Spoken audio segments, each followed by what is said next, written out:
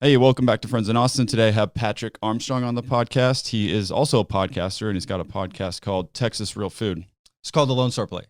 The Lone Star Plate? Oh, your Sponsored. website is texasrealfood.com. We're sponsored by Texas Real Food. Okay, the Lone Star Plate. Cool. And I saw that you have, it was like 98 episodes released, and you've got 2 more recorded, so you're about to hit 100? Yeah, I got 3 more recorded. Yep, exactly. So we're going to hit 100 episodes, man. 100 episodes. Absolutely crazy. That's crazy. So when did you start that podcast? We launched it in January, but we had actually started recording in September. We wanted to have 10 episodes in the books before we launched, just so we could have a little bit of a backlog. A lot of people do that, and I mean, I think it's a good idea. I just went ahead and started doing mine, but I've done that too. I had another podcast where I did the same thing. It's best to just sometimes just get content out. Just start. yeah, like some people would have given up, but you did it. You got your 10 and you went ahead and published it. Like, I think it makes a lot of sense. For example, when Burning Man launched their official podcast finally this past year, they're a no name and a big brand. So it's like, it makes sense for them to go ahead and release 3 episodes as well too. Absolutely. Yeah. So anyway, so you've been doing it then, so it'll be a year soon, 2 or 3 months away from it being a year. Yeah. Congratulations, by the way. Thank you, man. Thank you. Yes. We hope for another year. How's it going? I mean, yeah, fantastic.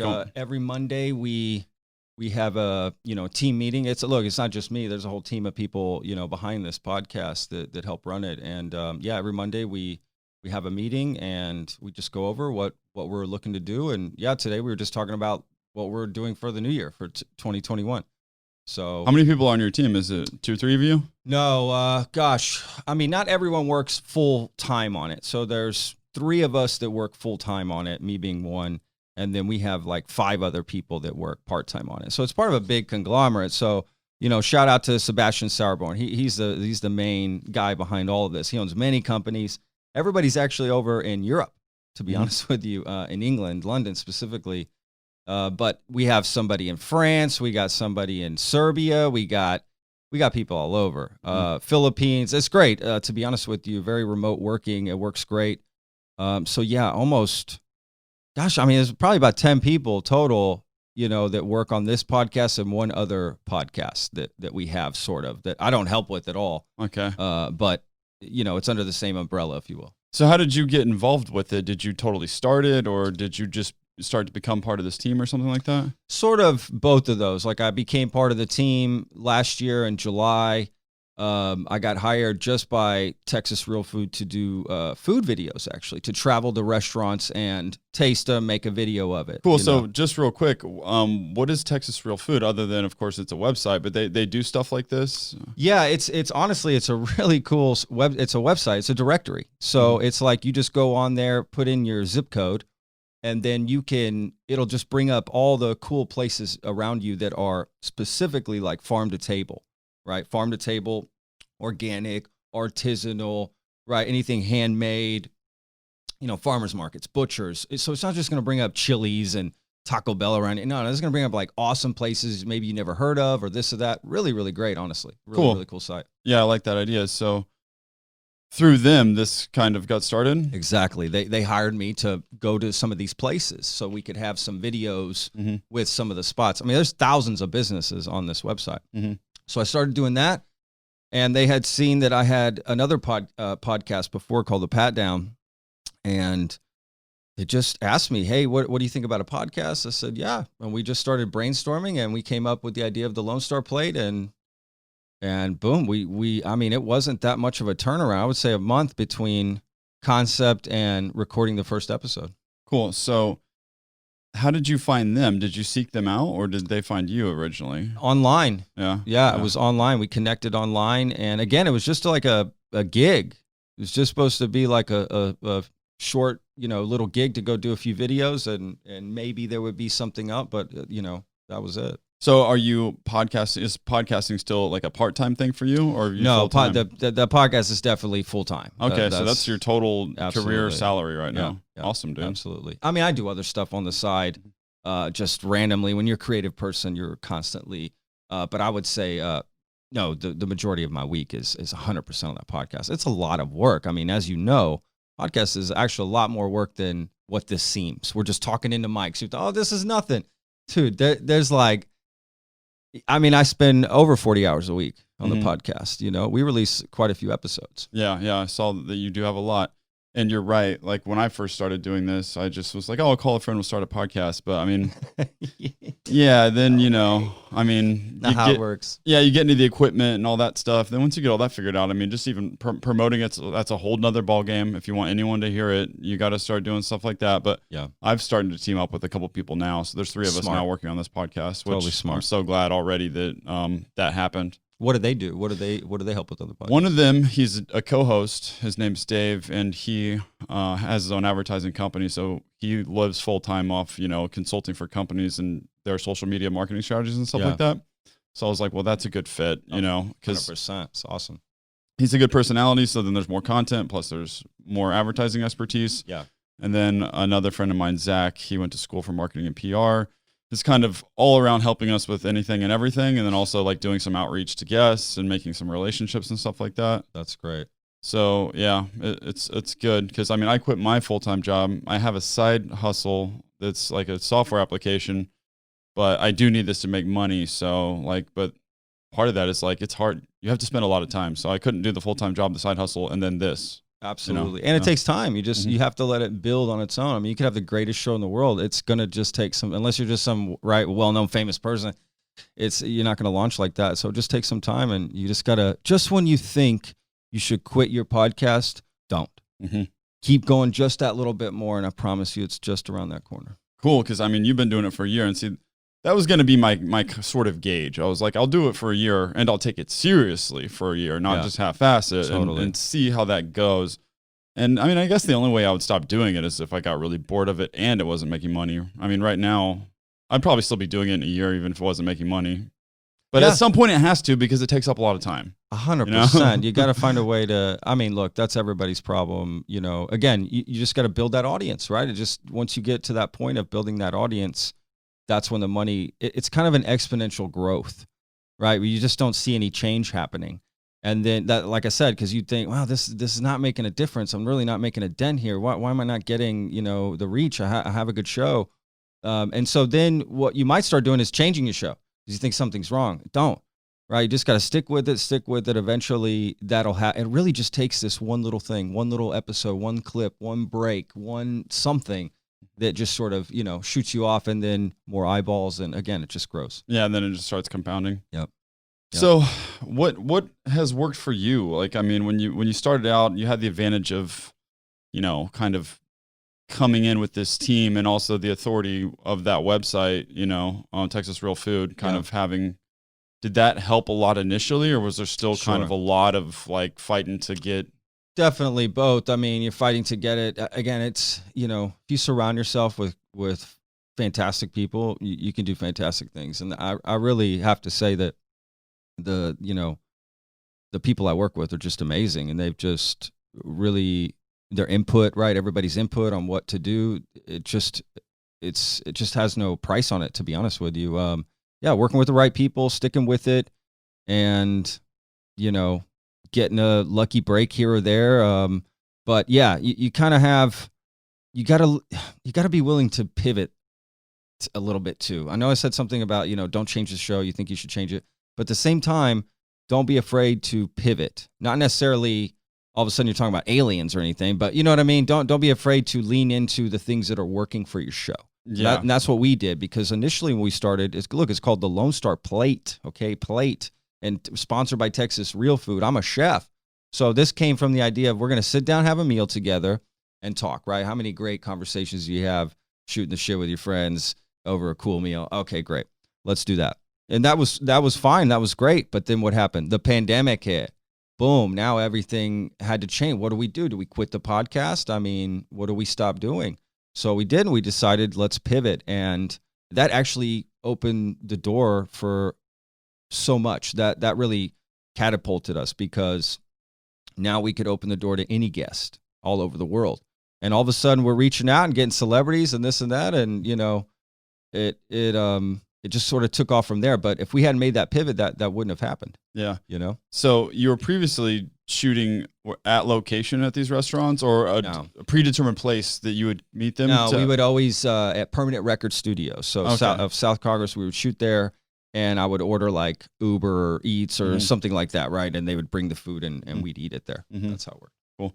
I feel like they'd be a little disruptive to be eating while you're doing the podcast. Was it like you would eat before and then talk, or is it just kind of like you take a bite here and there, and I'm a chef. I'm used to eating and talking, and and I had food people on. Yeah, we were generally bringing food people on, so it really wasn't that big a deal. To be honest with you, now I had a couple guests that didn't want to eat, which is funny.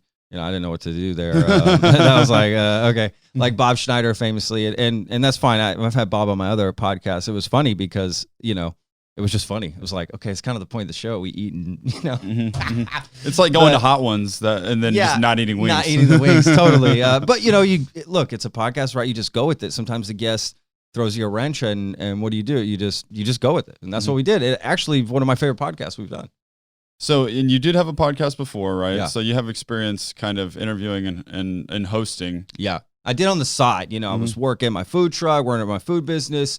And just for fun, just wanted to do a podcast and start talking to some, friends that I knew and people that I knew, and just thought it was fun. Did you do anything intentional to I don't know, train yourself or teach yourself to be a host? Personally, I haven't, but I'm curious, That's actually a great question. I've gone through, it's been a roller coaster ride for me. So to be honest with you, I actually I went to broadcasting school when I was 20 or so.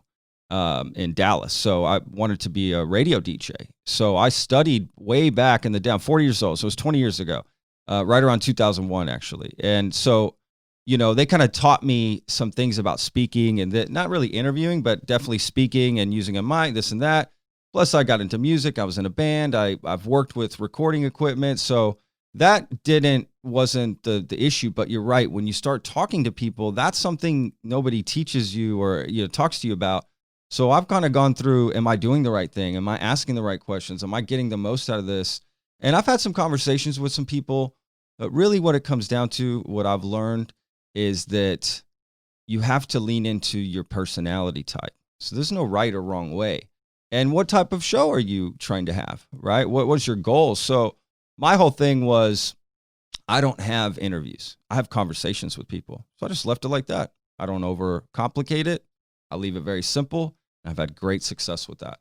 That's kind of how I've been doing it so far too, and I've had the same thing. This has been great. This has been open, and honestly, I'm being serious. This has been open on. I feel very comfortable and just want to talk to you, and this is exactly how I think a podcast should go. I agree, and then I thought, do I want to drill in and be really structured? But that just seems too rigid, and I feel like it'd feel unnatural too. It can't. It just depends. I have these little note cards. I'll do outlines sometimes. Yeah, I'll write a few 5 or 6. What I've learned is in my time and in the allotted time for my podcast, I can usually make between 4 to 6, bring up 4 to 6 topics.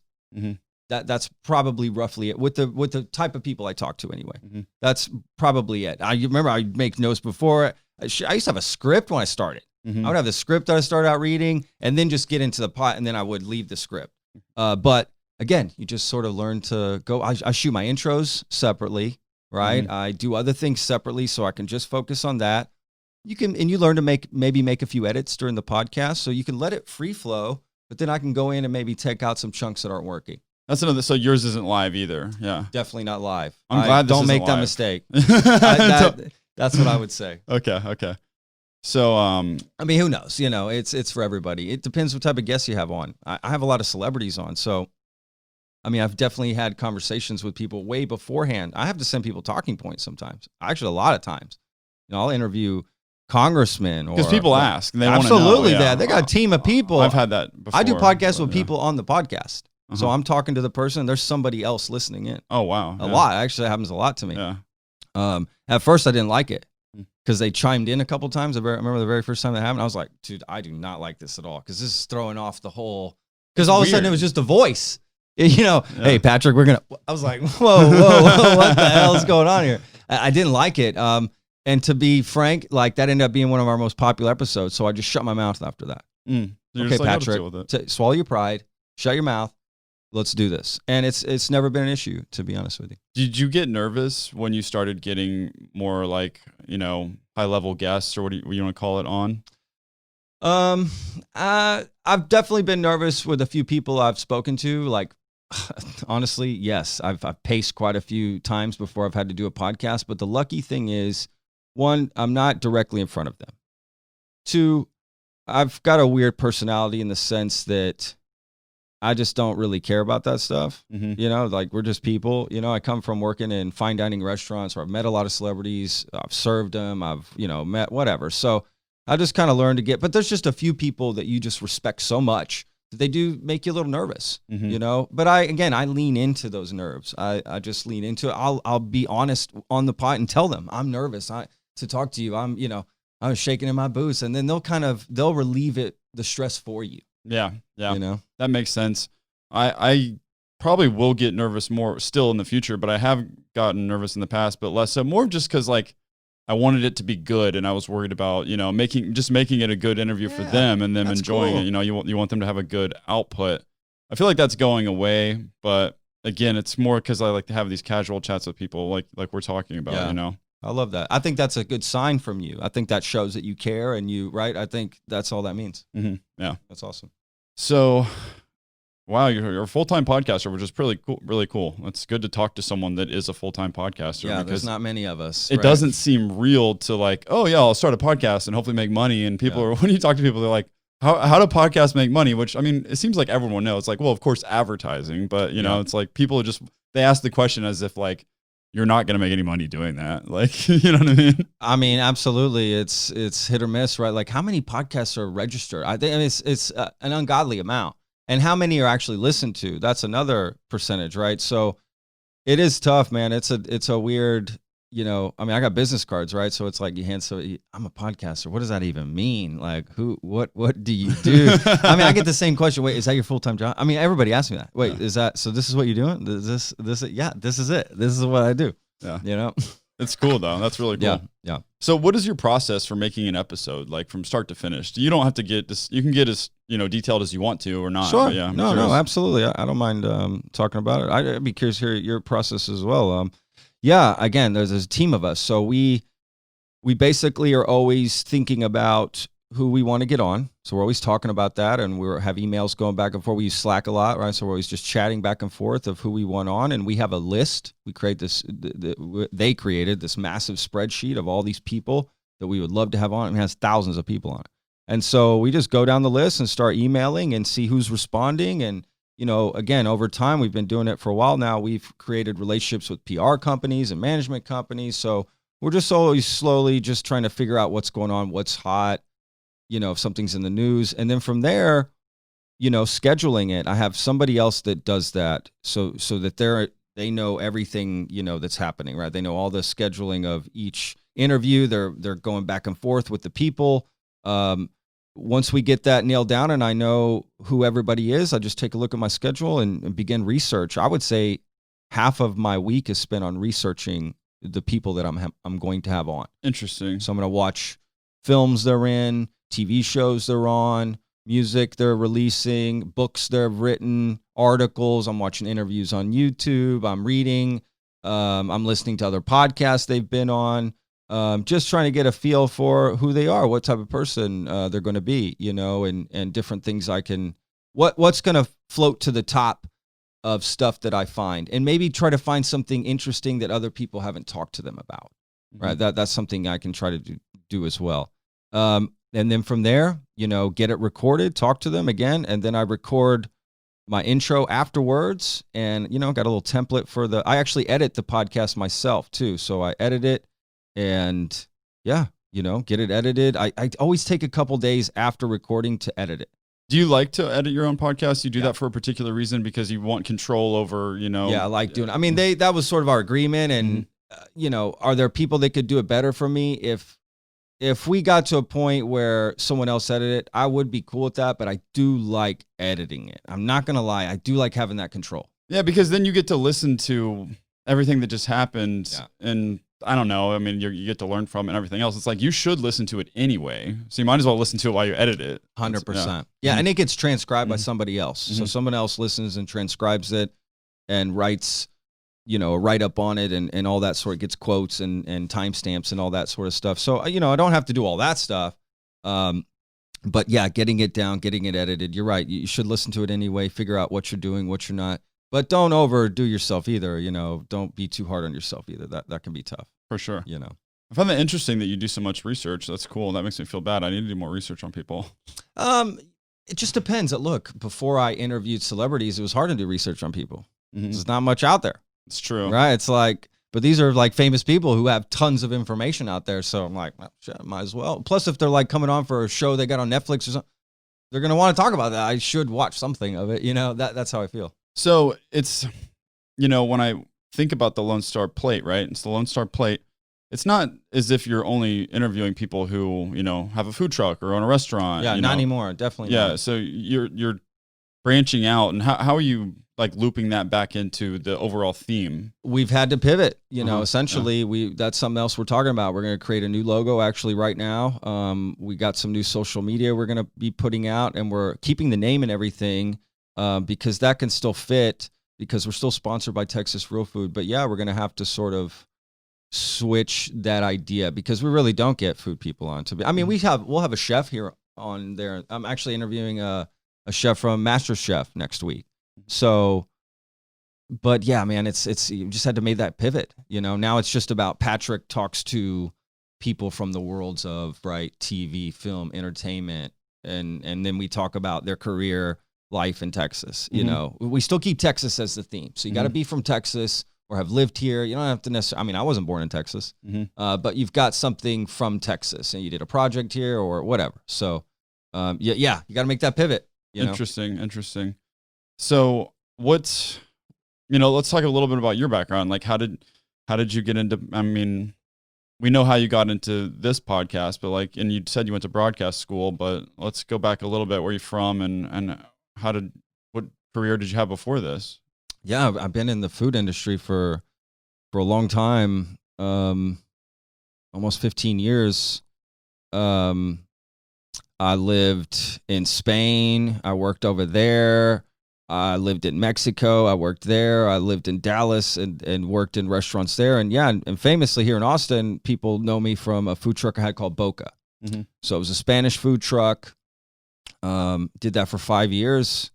And I honestly thought I would do that forever, to be frank. So you enjoyed that. And when you travel to these other places, were you intentionally looking at different culinary styles and stuff like that you were gathering information, experiencing different cultures? Yes. Yeah, for sure. When I went to Spain, that was definitely what my idea was to go. I was really into wine, actually. I ran a wine bar in Dallas called Dolly Wine Bar in 2009. And that led me to want to go learn more about wine because I was drinking all these amazing wine, whatever, but I'm in Texas, right? So I was like, oh no, I got to get to Europe. I got to go see all these places. So that's what I did. And I ended up staying for years. I got married. I became a resident there. It was,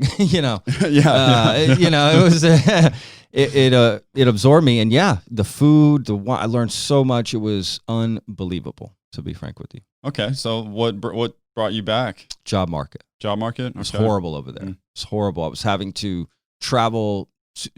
It'd be fine if I was single. I wasn't single. So it was tough to be in a relationship and I have to go go here for 3 months and work and go here for 3. And that's very typical European, especially in the hospitality industry. It's very typical, but it just wasn't working. So I was like, let's go to America. Mm-hmm. That's what we did. Then you came back here and you came to Texas and you opened your food truck. Yep. What was Boca? What kind of food did you, Spanish? Spanish. Yeah. Spanish and Tex-Mex. So I'm half Mexican. My mom's from Mexico City. So I brought just some of that flavor and some of Texas flavor. I was doing tacos and that was it. It's a little mishmash of sorts. Cool. And so you said you thought you'd do that forever. Why didn't you? Okay, anybody listening that's in the food industry, you know what I'm talking about. It's a tough industry. It's brutal, especially if you work in the kitchen.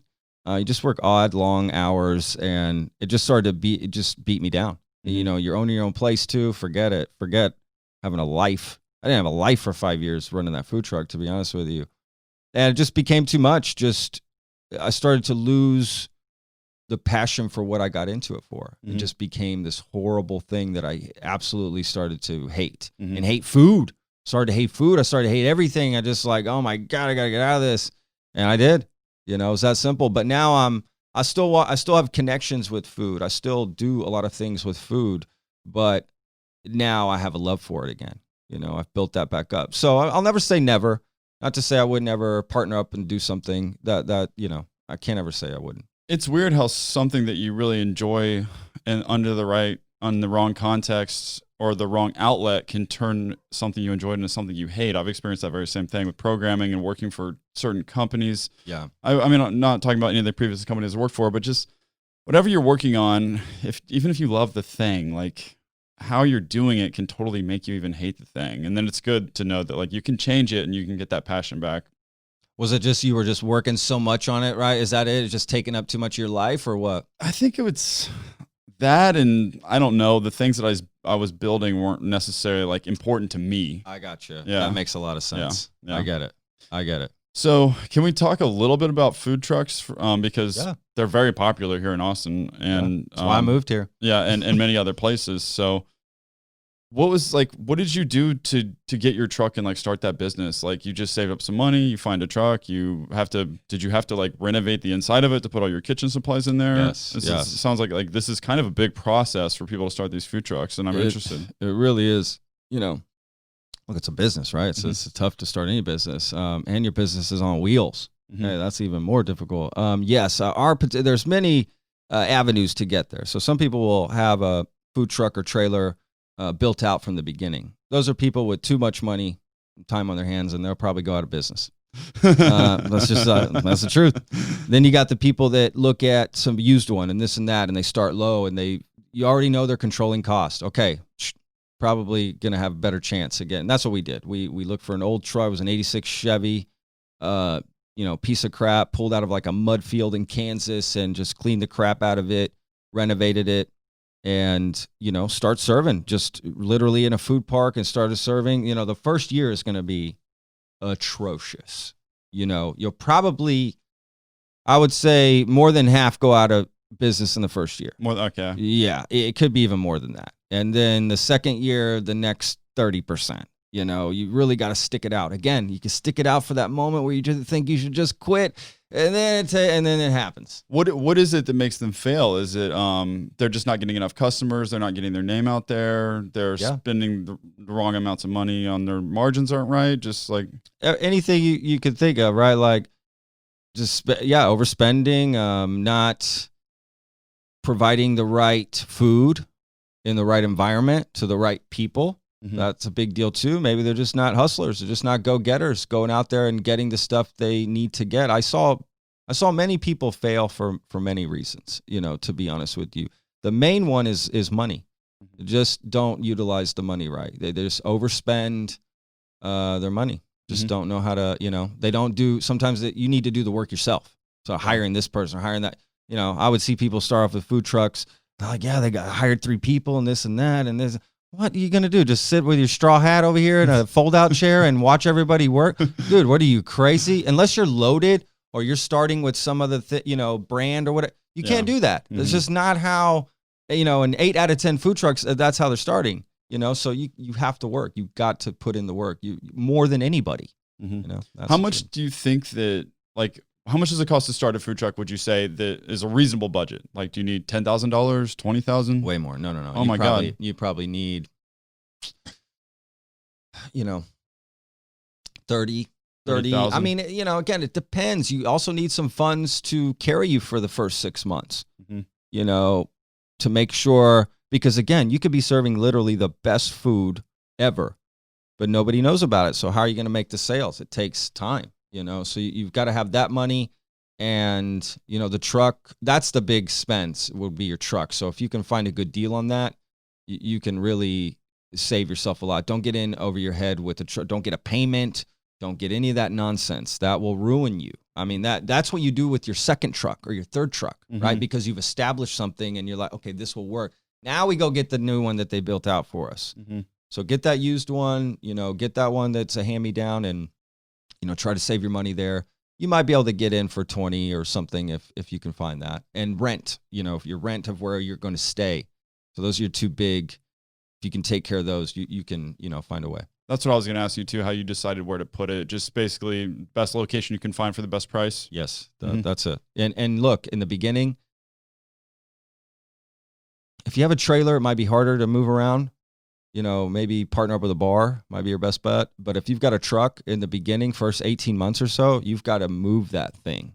You've got to move around and be stationary somewhere. That would be ideal if you could have a spot that maybe at night you're at every time, but during the day you're going out for lunches. Mm-hmm. Because you've got to go to the people because, again, they don't know you yet. So you've got to go to them. That's just the hustle. That's part of the hustle. Cool. So you ended the food truck thing, and then did you immediately start transitioning into the podcasting, or was there some in between? Pretty much. I did my last Boca event last South by, so the one right before it got canceled for Showtime. That was my last event, my catering event. Boom, that was done. And I actually went and worked for Loro, which is Aaron Franklin and Tyson Cole's place. I just ate there for the first time. Like, are they the Asian Fusion? Yeah, that's it. Yeah, I hit there for the first time Friday. Great, right? Yeah, I really loved it. Yeah, it was really good. It's awesome food. Yeah, I went and worked there. I was going to be a chef for them. Started in their chef program that they had. And I just quickly realized after a couple months, this is not for me. And that's when the thing with Texas Real Food happened. Okay. Boom. I was like, transition. I'm out. I'm done. I just immediately knew this was not for me because I just saw, you just had this moment, like my life flashed before my eyes at the restaurant working with all these people.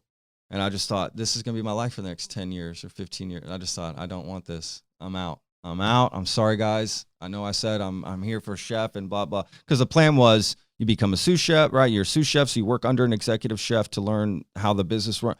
And then eventually I'm going to be opening up a Loro for them because their plan is to open Loros all over. I hope I'm not divulging too many secrets to Loro, but that was the deal. That was our agreement.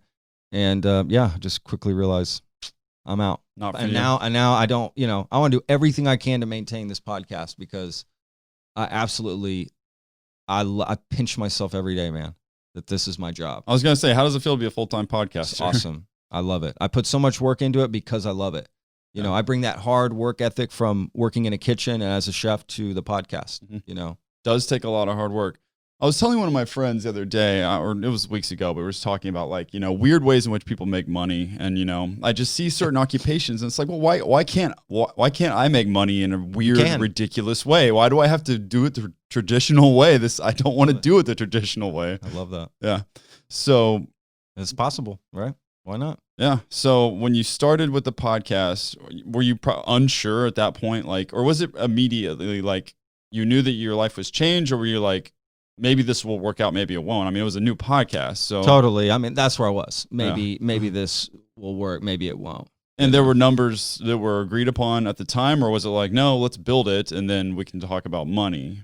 Yeah. I mean, initially it was just, you're going to get paid for every podcast. Let's just see what happens here, right? Let's just do stuff. And again, I was also doing some other things too, just randomly. Again, Sebastian, he runs just so many other stuff. He's an amazing person, probably the most collaborative person I've ever worked with, to be frank with you. And he's not located here. No, he lives in London. Lives in London. Again, he's amazing, and I just love working for him. But yeah, that was the initial deal. But really, once that, I hate to say this, but the pandemic hit and we made that pivot and we just knew we had hit something good. When we made that pivot and we just started booking all these amazing guests. Our first one was Chris Harrison from The Bachelor. And I remember when we got that interview, I was like, no way. He said he would come on the podcast? I was like, no shit. Okay. And then it just took off from there. And we just right there, I knew, okay, guys, we got something. And I've felt that same sense of security ever since. Cool. So what was working well was one, getting a high profile guest because that draws in people, and then you kind of just keep at that same strategy. And also that guest brings other guests. That's it. You get that one, and that one will be a magnet for others because they go, oh, he was on it? Okay, I'll do it. And now once you get a big backlog like we have, there's really no issue to, somebody saying no to you like, I don't know about that pot. It's usually scheduling. It's usually just conflict. Scheduling's not working out, or they're just so A-list. They just don't do podcasts. Like, we've reached out to, Matthew McConaughey, Beyonce. He's in Austin, so we reach out to them. Look, they respond to us. It's not like they ignore our emails. They respond and go, right now we're just not doing that, or this or that, or hit us up in a few months. So we get that a lot too, and we do. We'll come back around, and once you start planting all these seeds, when you start out, you plant all these seeds, and if you stick around long enough, you'll start to see them develop. That's why I say stick with it. Well, just when you think it's, not going to work, stick with it. Those seeds will start to come around. I totally believe you, because I'm already seeing a very tiny bit of that, and this podcast isn't that old, and it's really nice to see people that want to help you out. Like one, I'm like, I don't know why they agreed to come on this podcast. Two, like, also thank you for like helping me out. That's like, hilarious. But yeah, I mean, funny. I don't know. I think people like podcasts, and people like to help people out too. Everybody listens to podcasts, right? I mean, really, people do. I think nobody's like, oh, you're a podcast. Oh, that's so stupid. They're like, oh, that's cool. They really just don't think you doing it that I'm doing it for a full-time job. They still think it's kind of cool. It's interesting. Definitely more and more people are hearing about podcasts. I mean, if you're if you're our age, you know what a podcast is. For sure. I mean, there's just nobody. Yeah. So yeah, then that's a benefit when you have people on, because they're excited to come on a podcast. They're excited to maybe have a Joe Rogan experience with you, right? Like that's really what they're thinking, to be frank. So yeah, exactly.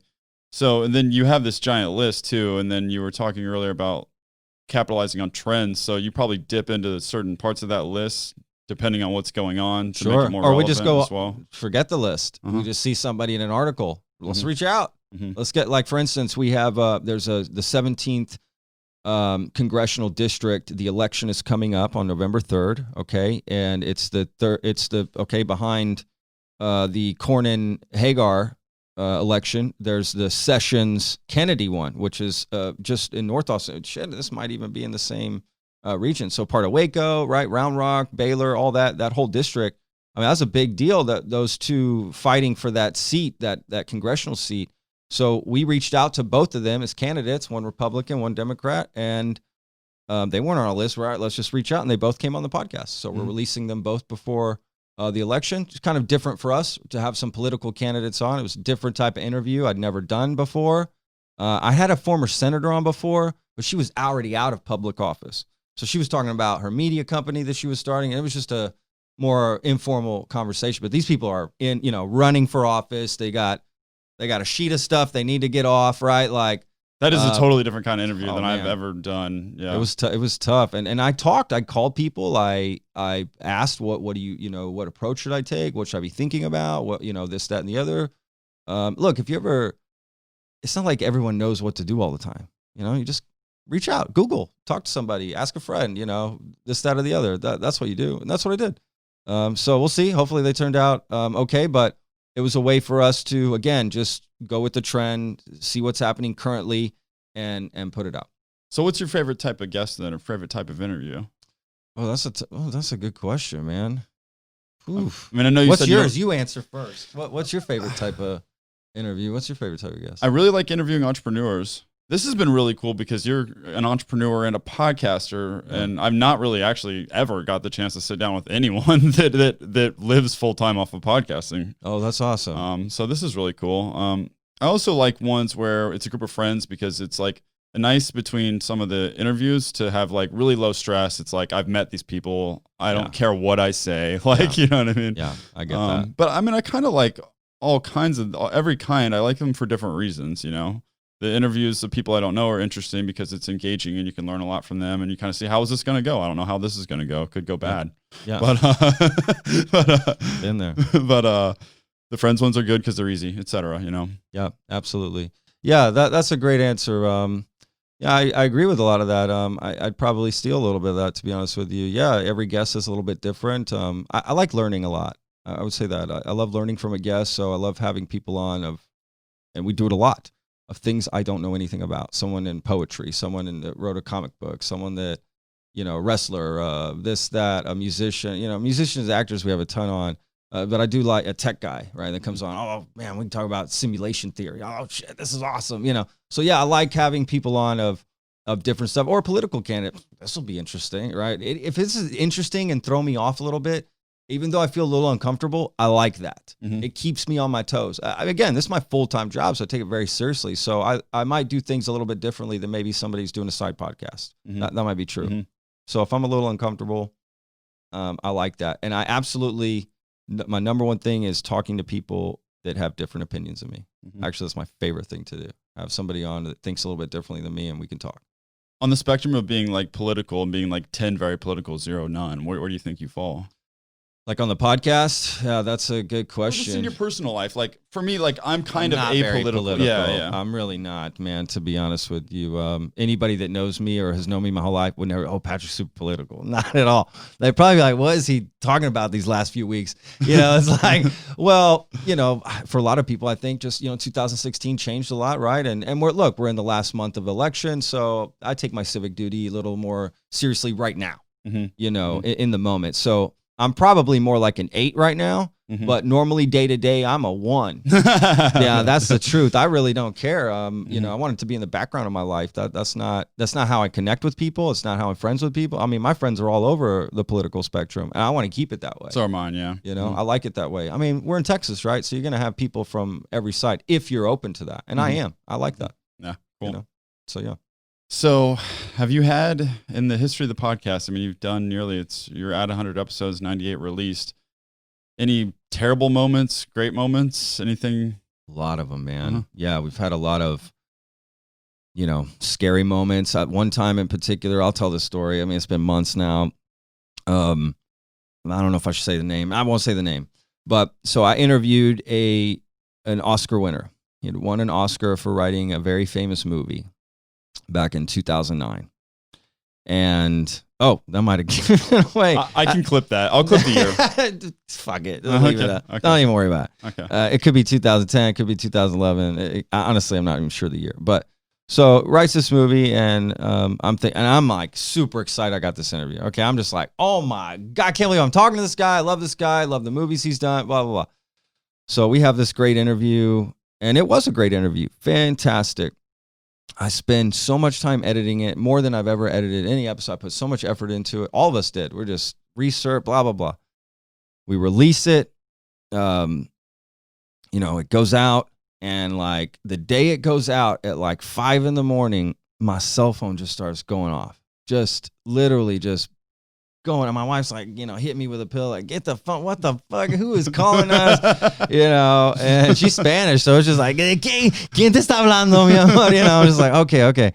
Hang on. So I pick up the phone, and it's the assistant to this celebrity calling me. I mean, at the top of his lungs, screaming at me that, that I screwed up the interview and this and that. I'm like, what? He's like, yeah, you put in some stuff I put in stuff that wasn't supposed to be in the interview. Like, they didn't know we were doing a video interview.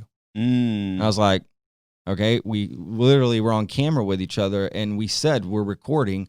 It's in our email. Like, it goes through. It'd be like you being like, oh, we're on camera? Yes. I mean, in my mind, I'm thinking, what are you talking about, dude? Like, there's so many process to get that person on it goes through so many people, so many have to agree. Does that make sense? You know what I mean? Like, I'm just thinking, what? And I'm listening to it all. I'm like thinking, first of all, and he's like, I'm going to sue you and blah, blah. I'm thinking, my heart stopped. I thought, my job's over. I'm done.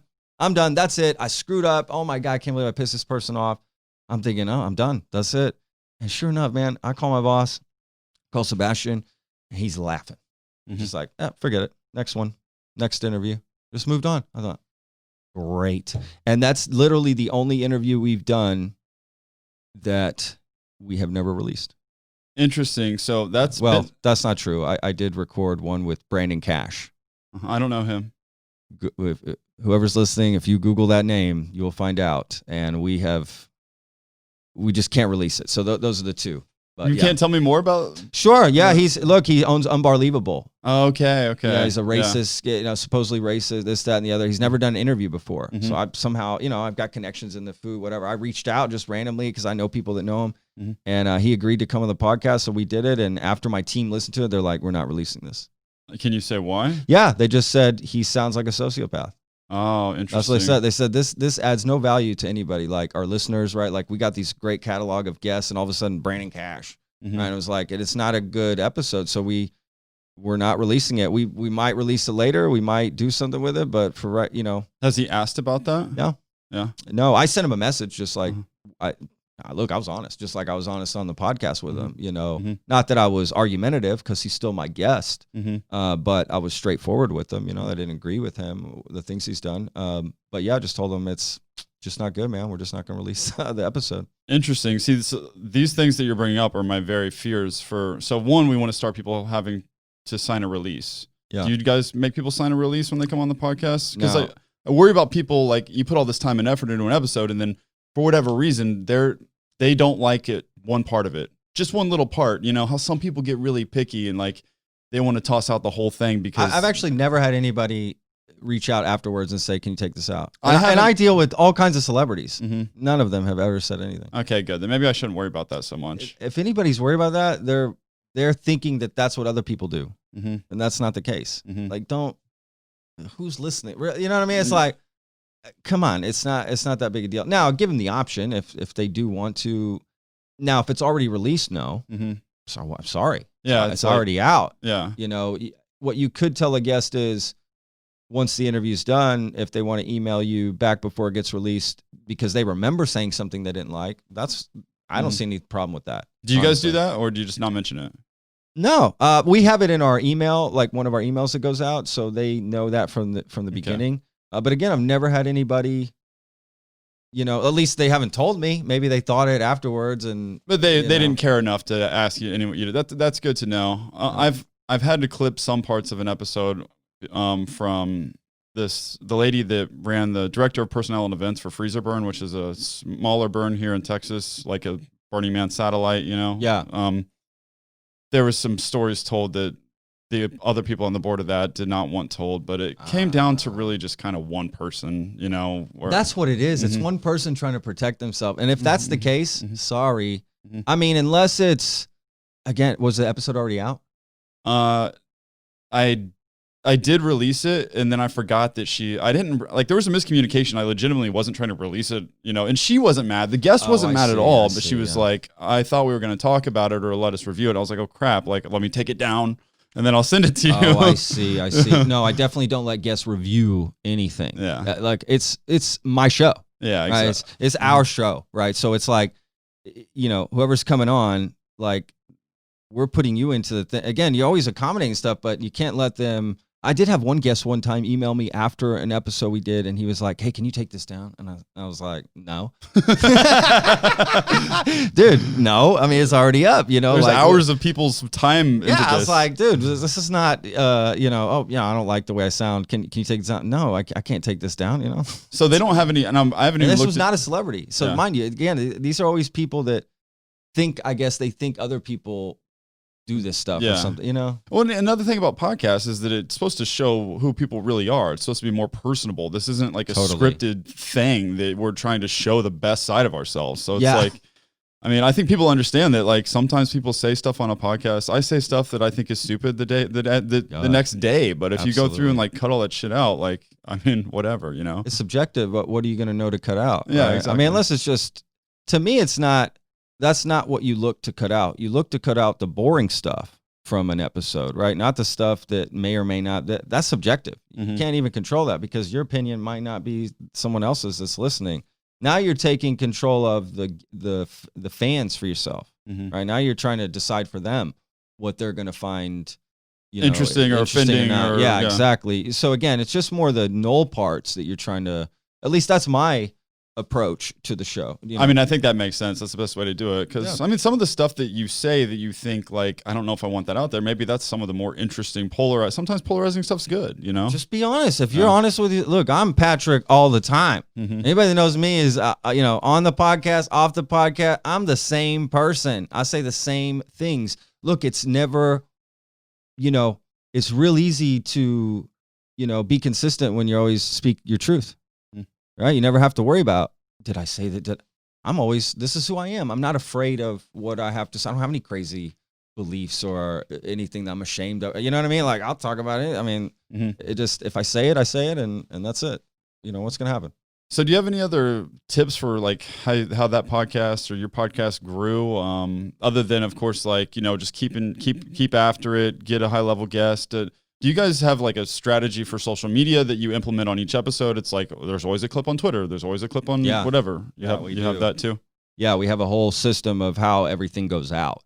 You know, it's important this is what I would say. It's important to, you know, get some systems in place, some templates, because you know, you might think at the beginning, oh, I don't want this to be too uniform, you know, like we're stamping everything. Trust me, when you're 6 months in, you'll be glad you did it because you have to be consistent. The best thing you can do is keep putting out content, right? When you stop putting out the content, you lost. So no matter what, just get it out, get something out, get it, you know, stick with the schedule and get stuff out. That's the number one thing because people are expecting it.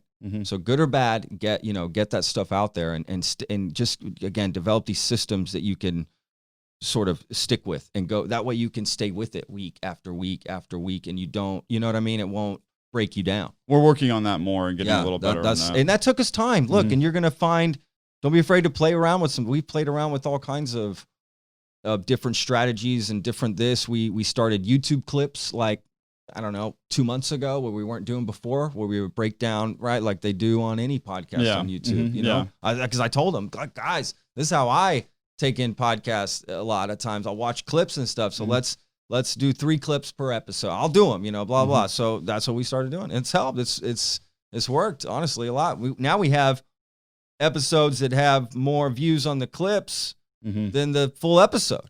For sure. It's like, what? So you are doing video now then. Are you doing video every time? Because when I looked at the website, I saw the audio playings, but no video links. Maybe I didn't look hard enough for maybe there's a link to the video on the listing? When you click into each episode, it'll have or you just go to YouTube and search. Okay. You know, you can I was find just on the YouTube. index of all episodes. Yeah, if you click in, it'll have the YouTube at the very top, the link there. But if you're on YouTube, you can you can search us and find us there. I mean, we're on every platform you can think of. We've done video for every. I want to say it. No, that's not true. Not every episode. Like there was like first few we didn't do any video, but we just knew immediately.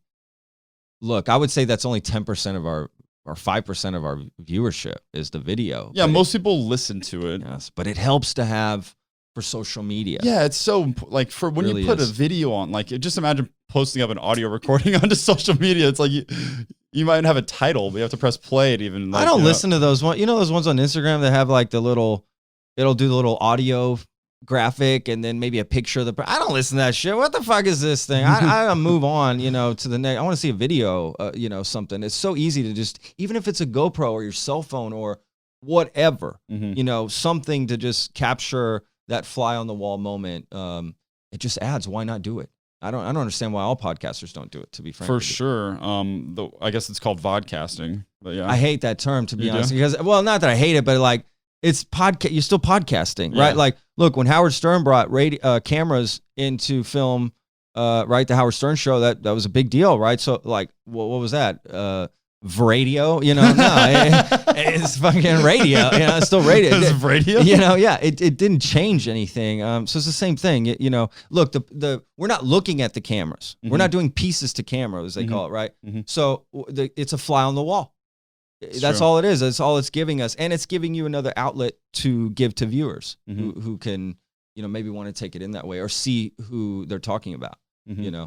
So why not, if you can do it, That's my recommendation anyway. Yeah, I mean, and I don't always watch because like people listen because they can do it while they're running and all that stuff. But I do like to watch a lot of podcasts, and it's just I watch some. Absolutely. It's a different story sometimes when you actually see the Joe Rogan ones. I pretty much only watch those. Yeah, I don't think I listen to a lot of other podcasts, but the one I watch Joe Rogan's. Like I watch that one. I like that, or clips of it. I like because again, you see the person, they're talking. There's something about that's intriguing. I don't know. There's just something that pulls me. I'm a visual person, so I like that. Cool. So what's your least favorite part, would you say, about podcasting? Do you have a least favorite part? About your job or just anything that happens or? Sometimes getting stuck in a conversation with somebody I'm not enjoying. That I don't like. Doesn't happen too often, but it does happen. But that's such a, that's my problem. What a horrible problem. Again, I pinch myself, man. I'm living a dream, and again, I just work with so many great people. I don't know the least part about it. I don't know, man. I really don't know. What about for you? Do you have a least part you don't like? Maybe the work, the bullshit work, behind the scenes stuff, maybe something like that. Yeah, I mean, if it was going to be anything, it was going to be that. Although I do kind of like editing my own episodes. Yeah, the editing I get into because you start to see it come together, right? Like it's Yeah. I do a lot of video editing too. So, everything you shot, right, you're bringing it. It's like, that's my editing is like, oh yeah, it's like you went to the grocery store, you bought all the stuff. Now we're cooking, baby, right? Like that's editing to me. So yeah. Editing is cool. Yeah. I don't know. I mean, I just kind of feel a little like we just need to get more organized. Like we're on a good track, but like more systems and stuff like that. Once all those things are in place, like that other stuff on the side won't be like that big of a deal, You can concentrate more just on the interview. On the interview and the editing, and knowing that like this clip's going out for every episode onto these platforms, blah, blah, blah. Yeah. Yeah, absolutely. Well, we're running out of time. Is there anything else you want to talk about or anything in particular? I don't know. Vote, guys. Get out and vote. When's this episode coming out? Before the election? Actually, it'll come out not tomorrow, but next Tuesday. So that's election day. Okay. So boom, you're hearing this. Get out and vote. This is your last chance. This is it. Get out and vote. Yeah, that's all I would say, guys. Get out and vote and start a podcast if you want to. I always encourage people to start a podcast with your phone, right? You can go on Anchor and get your phone out, you get your little AirPods, and that's how I did my first podcast episode, just a phone and headphones. So Get out there and do it. Cool, Patrick. This was really fun. Thanks a lot for coming on. It's awesome, man. You're amazing. How did you find this podcast anyway? You know what I saw? I saw a clip of this podcast. I saw a clip online of you interviewing Andrew Michael, who he had come on my podcast. Oh, no shit. Yeah. Nice. When at the very beginning, when we were first doing it, he came on, but we're for the other company that he used to work for. That he sort of had a bad experience with. But at the time, he was having a great time. But yeah, I saw him and I thought, this is cool. I really enjoyed it, man. So you're doing a great job with this, dude. It caught my eye and I was like, this is cool. What really caught my eye was the quality. I was like, damn, that's good camera quality. It looked really slick and it matters, dude. That can bring people in, So yeah, good job on that, dude. That's what caught my eye and y'all's conversation. I really enjoyed it. Thought it was cool. Highly appreciate that, Patrick, especially coming from a full-time podcaster. So thank you so much. Yeah, keep doing this, dude. You got it. All right, dude. Well, everyone check out the Lone Star Plate and Texas Real Food. I'm gonna dig up I'm gonna check out. I didn't realize you had video. I'm gonna check out some of the video and look into some of your episodes, man. Absolutely. Yeah. Yes. Thank you so much, Justin. It's been an absolute pleasure, man. And look, this studio is amazing. I just got to tell you that. Thanks. Shout out to Dave Lehman, my friend. He did most of it. Yeah. Shout out Dave. If you're offering any discounts, brother, hit me up. Do my studio. All right, man. Thank you. Awesome. See you. Thanks, Justin.